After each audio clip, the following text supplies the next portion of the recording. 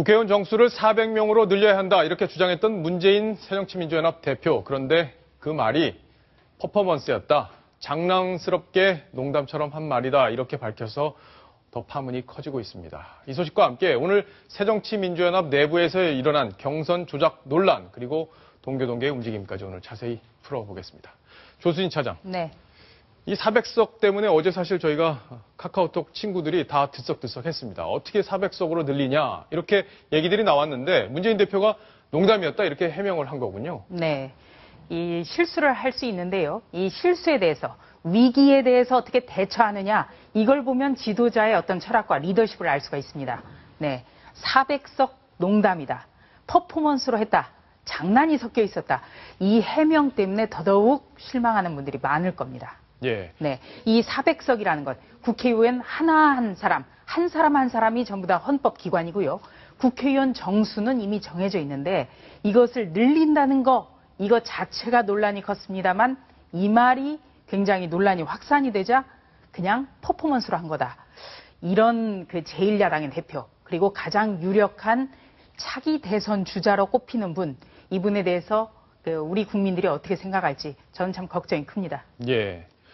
아니, 근데 이런 말을 장난스럽게 한 것이다라고 하는 것 자체, 해명 자체에도 조금 의아합니다. 왜냐하면 400석이라는 말 자체도 국민들이 상당히 좀 불편해하는 분들이 있었는데 국회의원 특권을 갖고 있는 분들을 어떻게 100석을 더 늘려주느냐 그래서 많이 당황을 했는데 장난이었다 이렇게 말씀하시니까 더 당황스러운데 이동희 차장 보기에는 이 장난이라는 표현 어떻게 해석을 할 수 있을까요? 말 그대로 좀 장난스럽게 해명을 하고 있는데 아까도 그 박 시장에 대해서 설명을 하면서 제가 말씀을 약간 드렸었는데 저렇게 설명을 하시려면은 나는 국회의원 정수에 대해서 어떤 생각을 갖고 있는지 좀 밝혔으면 합니다.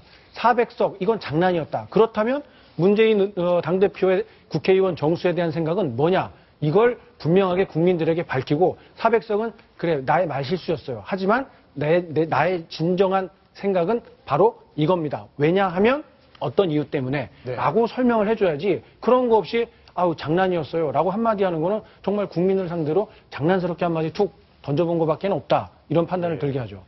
국민들 반응이 좋았으면 또 어떻게 나왔을지 잘 모를 텐데 시청자 질문이 왔는데 또 보고 가야겠네요. 자, 읽어보겠습니다. 흔히 거짓말을 했다가 들통이 났거나 자신의 본심이 공감을 얻지 못해 비난을 받게 되면 농담이었다, 장난이었다 이렇게 얘기를 합니다. 제1야당 대표의 진심이 뭔가요? 저도 이 진심이 궁금합니다. 설마 천안함 폭침이 북한 소행이라고 한 말까지 농담이라고 하지는 않겠죠? 라고 지적을 하셨는데요. 조수진 차장이 답을 좀 주십시오. 설마 이렇게 하지는 않겠죠? 글쎄요, 문재인 대표 스스로가 진심이 아니라는 것, 농담이었다, 장난이었다 이렇게 했기 때문에 뭐 진심은 뭔지 저도 잘 모르겠습니다만 일단 제1야당의 대표이자 그리고 차기 유력한 대선 주자가 이 국회의원 정수 400명을 얘기했을 때 이 기자들은 정말 많은 상상의 나래를 폈습니다. 이 정치부 기자들에게는 이 많은 상상력이 필요한데요. 저만 하더라도 이분이 그렇다면 비례대표 숫자를 어떻게 생각하고 혹시 독일식 정당 명부제 도입에 대해서 어떤 생각을 할까? 이 견해가 오늘 나올까? 굉장히 머릿속으로 바빴었는데요. 굉장히 허무했습니다. 장난이었다. 네, 허무 개그로 끝났죠. 네. 예. 그리고 천안함 폭침에 대해서는 문재인 대표가 지금 여러 차례 말씀드렸지만 이 대변인을 통해서 북한의 소행이라는 얘기를 전했습니다. 물론 이 얘기를 농담으로 하지는 않았겠죠. 예. 이 얘기가 진정성을 담으려면 문재인 대표 입으로 마이크 앞에서 또 국민 여러분이 많이 시청하는 가운데 직접 해야겠습니다. 직접 하면은 그다음에는 누구도 의심하지 않을 테니까 한번 기다려보죠. 앞으로 이제 기회가 여러 번 있을 테니까. 자, 그리고 궁금한 게 오늘 새정치민주연합 그 내부에서 서울 관악을 국회의원 후보 경선 과정에서 부정이 있었다 이런 주장이 나왔습니다. 이게 어떻게 된 건가요? 네. 지난주 화요일 날 이 국립현충원에서는 이색적인 풍경이 벌어졌죠. 바로 김대중 전 대통령 묘소 앞에서 동교동계 60여 명이 새정치민주연합의 후보를 지원해서는 안 된다. 이렇게 만장일치로 투표를 했는데요. 그거에 대해서 앞으로 그러면 지원을 어떻게 할까? 일주일 뒤인 오늘 결정하기로 했습니다. 그래서 기자들이 100여 명이 갔는데요. 네. 바로 이 자리에서 서울 관악을의 경선에서 탈락했던 김희철 전 의원의 지지자들이 여론조사가 조작이 된, 그러니까 한마디로 부정행위가 있었기 때문에 김희철 전 의원이 탈락했다. 이런 주장을 펴면서 절대 이 정태호 새정치민주연합 후보를 지원해서는 안 된다라는 예. 촉구를 담은 성명을 발표한 거죠. 정동영 전 의원이 출마해서 지금 불이 떨어졌는데 덮친 격으로 지금 부정경선 논란까지 불거진 건데 이게 김희철 전 의원이 이렇게 주장을 하고 있는 모양이네요. 네, 그렇습니다. 네. 이번 그 관악을 경선은요, 당원 투표 절반, 그리고 여론조사 절반, 이렇게 실시가 됐습니다. 근데 김희철 전 의원 같은 경우에는 당원 투표에서 이겼는데, 네. 바로 여론조사에서 아주 근소한 차이로 져서 결과적으로 0.6%포인트 차로 석패를 했습니다. 세 표 차죠. 표를 네, 계산했더니. 그렇습니다. 예. 표 차이로 계산하면 3표 차인데요. 이 여론조사가 3번이 실시가 돼서 합산해서 평균을 내는 방식으로 이루어졌는데 네. 이거를 승복을 못하겠다는 겁니다. 왜냐? 여론조사라는 건 아마 시청자 여러분도 아시겠지만 어떻게 묻느냐. 이 방식에 따라서 결과가 달라질 수도 있는 거죠. 예. 바로 이 문점을 조금 제기를 하고 있습니다. 자, 근데 보면 이 김희철 의원이 주장하는 게 정태호 후보를 아는 사람이 없는데 어떻게 여론조사가 높을 수 있냐. 바로 이 부분인데 김희철 전 의원의 경우에는 이제 구청장을 2번 지냈고 관악을 해서 국회의원도 1번 지냈기 때문에 이제 아는 분이 많은데 정태호 후보는 이제 친노계로 분류가 되고 노무현 정부에서 청와대에서 일을 했었죠. 네. 그랬기 때문에 아는 분이 많지 않지 않느냐. 근데 어떻게 여론조사가 더 나왔느냐. 이런 주장을 펴는 거네요. 예, 김희철 전 의원 같은 경우는 민성구청장을 2번을 지내는데요. 흥미로운 게 과거에 열린우리당과 민주당으로 쪼개졌던 때가 있습니다. 예. 네, 2006년 지방선거 때 바로 민주당으로 출마를 해서, 그러니까 제3당으로 출마를 해서 유일하게 당선이 됐던 서울구청장. 그만큼 바닥이 아주 단단한 분이죠. 물론 진 거에 대해서는 어떻게든 승복을 해야겠습니다만, 하여튼 이런 탄탄한 지역 기반이 있기 때문에 도저히 승복을 못하겠다. 그리고 또 한 가지는 제가 김희철 전 의원 여러 차례 통화도 해봤습니다만 정태우 후보를 돕는 일은 절대 없겠다. 예. 새정치민주연합 정말 쉽지 않은 선거, 갈수록 어려워지고 있습니다. 근데 세대교체 여론도 있고 또 김희철 전 의원이 오랫동안 그 지역에서 이제 활동을 해왔는데 활동하다 보면 또 부정적인 여론이 생길 수도 있기 그렇습니다. 때문에 이런 결론이 나왔을 수도 있기 때문에 김희철 의원의 주장이 무조건 맞다 이렇게 보긴 어려울 텐데 어쨌든 여론조사에서 인지도가 상대적으로 높은 후보가 졌기 때문에 그 부분 때문에 지금 논란이 이어지고 있는 것 같은데요. 김희철 전 의원이 이 결과에 대해서 승복하지 않는다는 것은 김희철 전 의원의 주장입니다. 여러 가지 요인이 있을 수는 있겠죠. 하지만 너무 근소한 표차, 그리고 0.6% 차이라면 어떻게 보면 여론조사에서 오차 범위 내에 드는 그런 수치로 볼 수 있기 때문에 아마 마음속으로 승복을 못하고 있는 것 같습니다. 그렇군요. 자, 이럴 때 중요한 것은 바로 문재인 당대표가 김희철 전 의원을 설득하고 승복을 구하고 또 이해를 돕고 지원을 이끌어내는 것입니다. 그것이 정치력이겠죠. 근데 문재인 대표가 만나자고 김희철 전 의원에게 얘기를 했는데 김희철 전 의원이 싫다. 나 전화 안 받겠다고 그러고 전화를 끊어버리고 뭐 그렇게 했다는 보도가 나오던데요. 예. 사실관계는 어떻게 된 건가요? 제가 좀 김희철 전 의원께 97년부터 제가 좀 잘 아는 분인데요. 전화를 해봤더니 문재인 당대표가 직접 전화를 한 적이 없었습니다. 직접은 안 했구나. 예. 그렇군요. 그러니까 서울 관악을을 맡고 있는 새정치민주연합의 최고위원, 담당 최고위원이 추미애 의원인데요. 이 추미애 의원한테 전화를 받은 게 전부다. 문재인 대표에게 받은 적은 없다. 네. 네.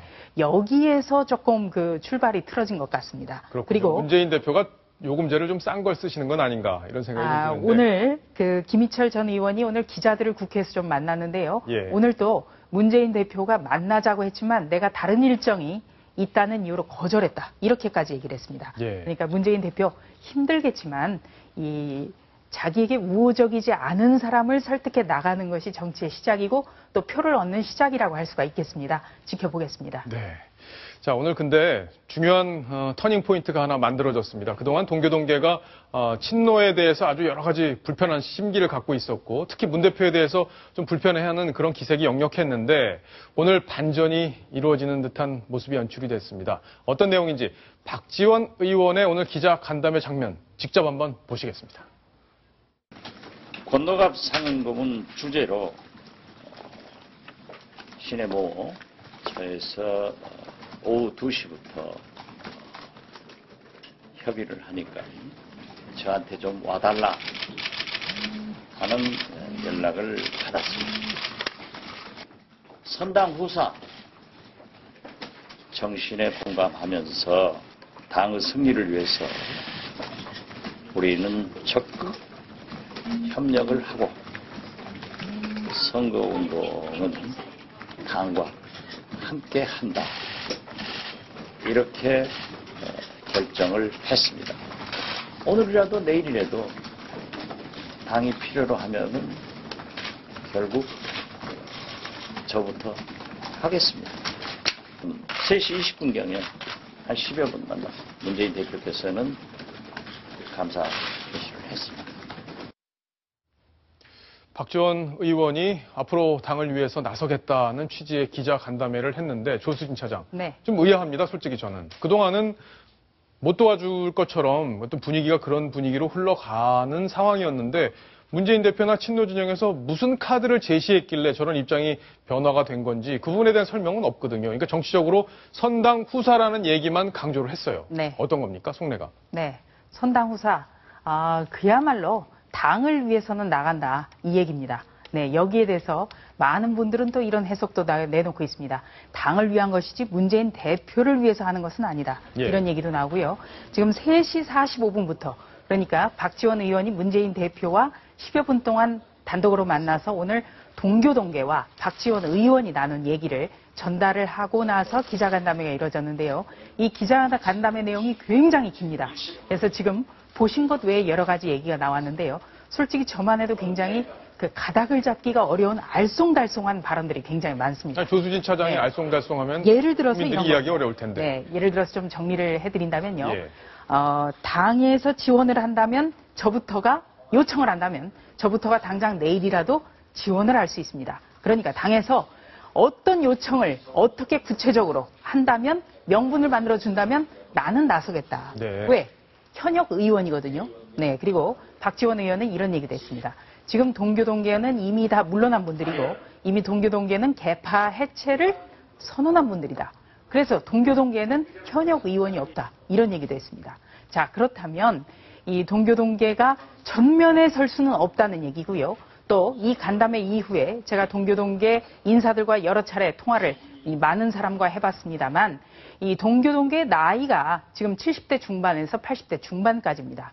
이분들이 이미 2000년대 초반에 이선 후퇴를 했기 때문에 당의 전면에 서달라. 특히 국지전인 재보선, 총선도 아니고 대선도 아니고 광주설 같은 재보선에 전면에 설 수도 없고 또 당락을 결정할 수도 없다.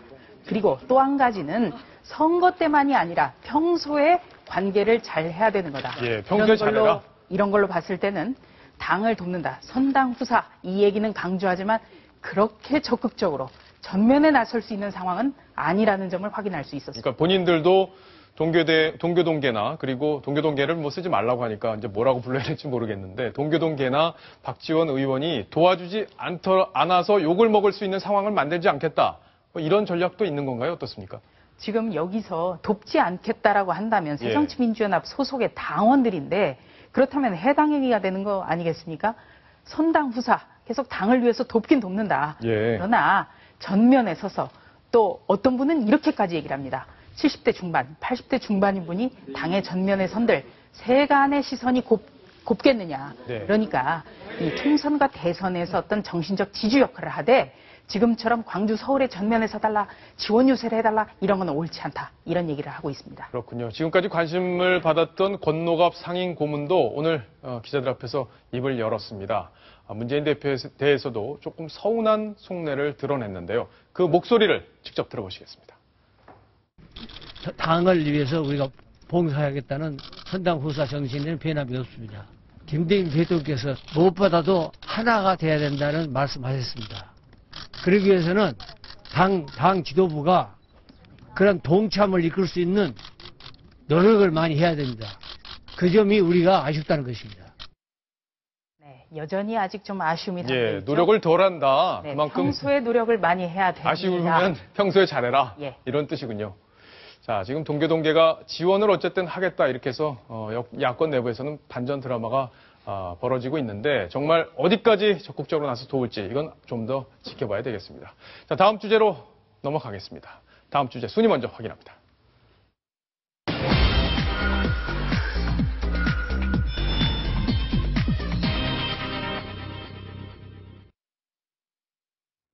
정명훈 서울시장 예술감독 그리고 새정치민주연합의 권은희 의원에 대한 수사가 본격화되고 있습니다. 저희 뉴스탑10에서 오늘 단독으로 여러 가지를 취재를 했는데 어떤 혐의를 받고 있는 거고 그리고 수사는 어디까지 진행이 되어 왔는지 궁금하신 부분들 저희가 다 짚어드리겠습니다. 이동혁 차장. 네. 자, 일단은 정명훈 감독 얘기부터 해봐야 될 텐데 정명훈 감독 고발된 지가 얼마 안 된 것 같은데 벌써 수사가 진행이 막 되네요. 그렇습니다. 어떤 사건은 몇 개월씩 질질 끄는 경우도 흔하게 요즘 보고 있는데 네. 이번 사건은 경찰이 비교적 신속하게 움직이는 것 같습니다. 한 시민단체가 이 정명훈 서울시 시향 예술감독이 이 항공권을 횡령했다라는 혐의로 고발을 한 사건이 있었습니다. 네. 이에 대해서 최근 경찰이 이 종로경찰서에 배당이 됐는데요. 종로경찰서에서는 이 고발한 시민단체 대표를 이 고발인 자격으로 최근 조사를 마쳤습니다. 예, 그래서 어제 조사를 했군요. 그렇습니다. 그렇기 때문에 이 정명훈 예술감독, 이 피고발인 신분이기 때문에 과연 언제 소환 조사를 받을 것인가 관심이 쏠릴 수밖에 없는 상황입니다. 그렇군요. 자, 일단 혐의. 뉴스탑10에서 그동안 정명훈 감독의 여러 가지 문제점에 대해서는 참 많이 보도를 해드렸는데 그런 것들이 이렇게 수사로 연결되는 힘이 되지 않나 이런 생각도 좀 해봅니다. 주요 혐의, 일단 좀 혐의부터 짚어주시죠. 그렇습니다. 이 매니저에게 제공되기로 계약이 돼 있었던 그 항공권이 있습니다. 그런데 이 매니저가 아닌 아들과 며느리가 쓴 항공료를 서울시에 청구해서 1,350만 원을 받아갔거든요. 예. 이 부분에 대해서 정명훈 예술감독이 횡령한 것이다라고 해서 시민단체가 고발을 한 것이고요. 네. 2010년에는 이 4,100만 원에 이르는 이 항공권도 가로챘다 이런 주장을 하고 있습니다. 무슨 얘기냐면 이 전자 티켓을 끊어놓고 이를 철회를 했습니다. 취소했죠. 해버리고 예약 나서는. 취소한 다음에. 그런데 이 취소하기 전에 이 전자항공권을 가지고 서울시에 제출을 해서 4,100만 원을 받아간 거죠. 예. 물론 이 정명훈 예술감독은 그 이후에 항공권을 실제로 지불을 샀다라고 주장을 하고 있습니다만 이 시민단체에서 봤을 때는 엄연한 횡령행위다라고 주장을 하고 정예술감독을 경찰에 고발을 한 겁니다. 네. 자, 이 부분 일단 1,350만 원 부분에 대해서는 서울시 감사를 통해서 돌려내라, 토해내라 이렇게 요구를 했는데 뉴스탑10에서 지난번에 3월 31일 날까지 확인을 저녁에 했는데 돈이 안 들어왔다고 얘기를 했는데 방송 직후에 연락이 왔습니다. 돈 들어왔다. 아마 이제 저희가 계속 그날 하루 종일 전화를 하니까 취재를 하니까 아마 정명훈 감독 측에 연락을 한 건 아닌가 이런 생각이 들던데 여성원 변호사께 질문을 드리겠습니다. 자, 이 돈이 지금 반납이 됐다는 거예요. 네. 그러면 이 부분은 반납이 되면 횡령의 혐의로 들어가지 않습니까? 어떻습니까? 아니죠. 전혀 횡령죄는 그 피해 회복을 했다고 하더라도 네. 일단 죄가 성립한 것은 없어지는 게 아니고요. 다만 그 반납을 했다면 나중에 재판을 받을 때 저게 유리한 정상으로 참작돼서 형을 조금 낮게 받는 데는 도움이 됩니다. 예. 자, 그럼 정명훈 감독이 언제쯤 소환돼서 조사를 받게 될지 이 부분도 아주 궁금한데 이게 거장이기 때문에 쉽게 이렇게 소환 조사가 이루어질지 이 부분도 좀 예측하기 좀 어렵습니다. 어떻습니까? 국민적 관심사가 워낙 이게 크게 벌어져 있는 사안이기 때문에 경찰에서도 신중한 자세를 보이고 있습니다. 일단 정명훈 예술감독은 오늘 7일이죠. 오늘부터 이 서울시향 공연이 있습니다. 그래서 국내에 현재 들어와 있는 것으로 확인이 되고 있고요. 예. 아마도 확인된 바로는 이달 말까지는 국내에 머물 예정으로 알려져 있습니다. 그리고 변호사를 직접 선임을 해서 이 경찰 수사에 대비하고 있는 것으로 전해졌는데요.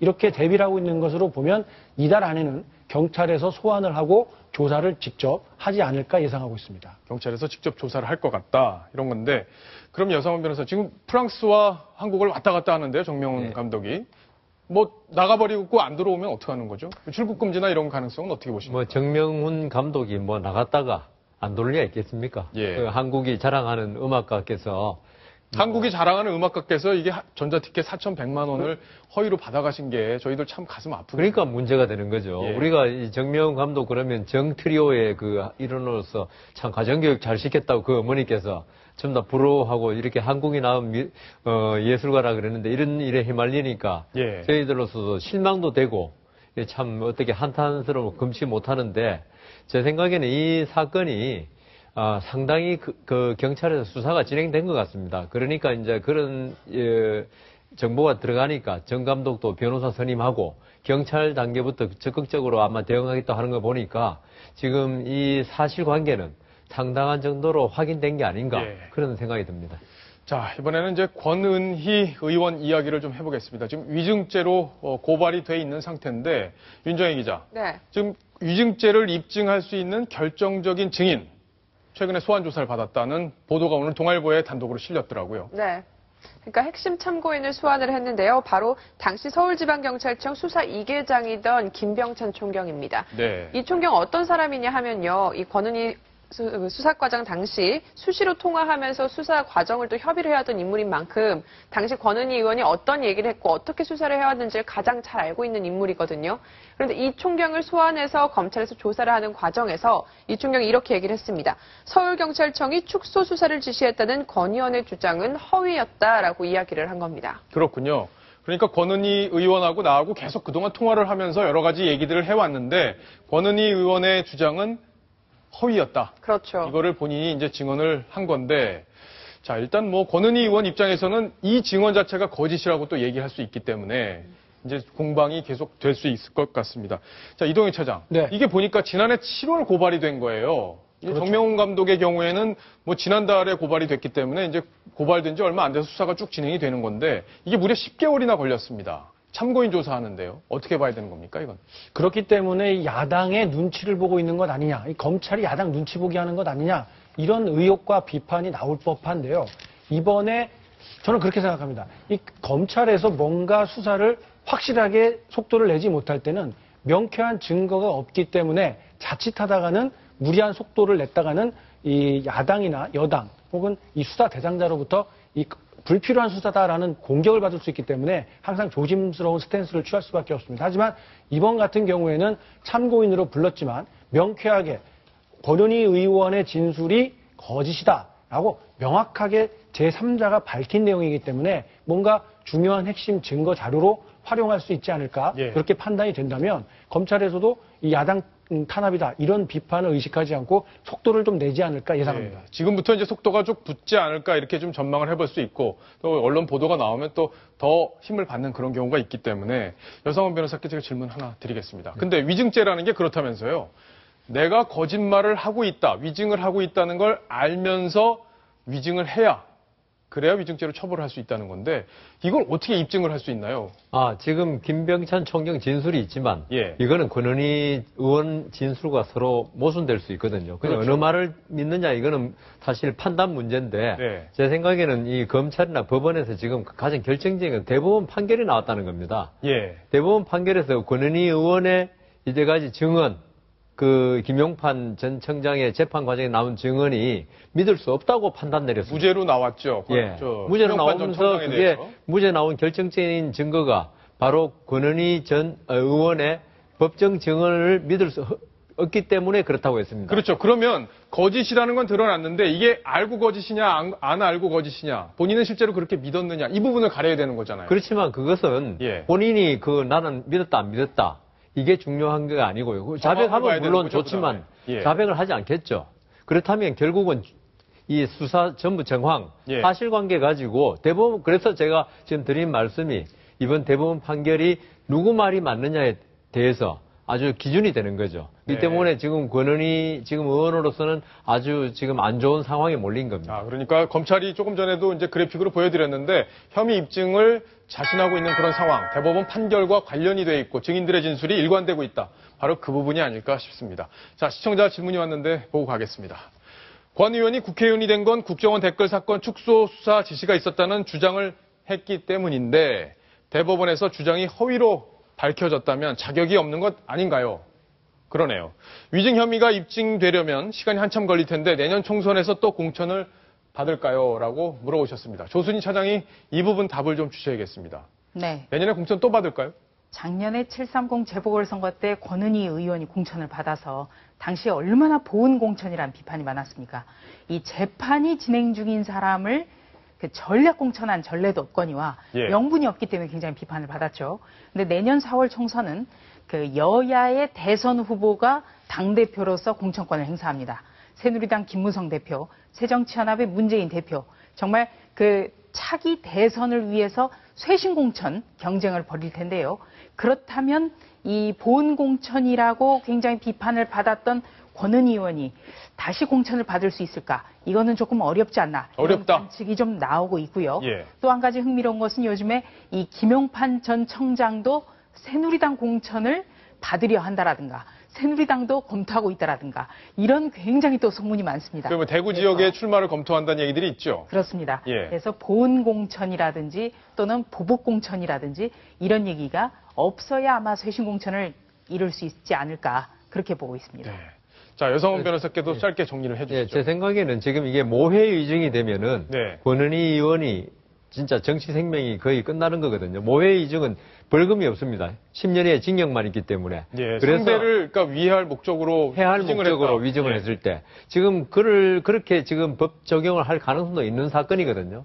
그렇다면은 새정치연합이 아무리 급하다 하더라도 그렇게 그 혐의를 받고 있고 제 생각에는 이게 유죄될 가능성이 많기 때문에 예. 그렇게 해서 공천 받아서 나중에 국회의원 돼도 곧 시형을 받으면 집행유예를 받거나 하면 의원직을 상실하거든요. 그렇겠죠. 그런 관점에서 이번에는 공천에 좀 더 신중을 기해야 된다고 생각합니다. 네. 자, 지금 공천이 쉽지 않겠다 이런 얘기들이 나오고 있는 그런 상황까지 저희가 한번 정리를 해봤습니다. 이번 소식은 정명훈 감독 그리고 권은희 의원에 대한 수사 소식이었습니다.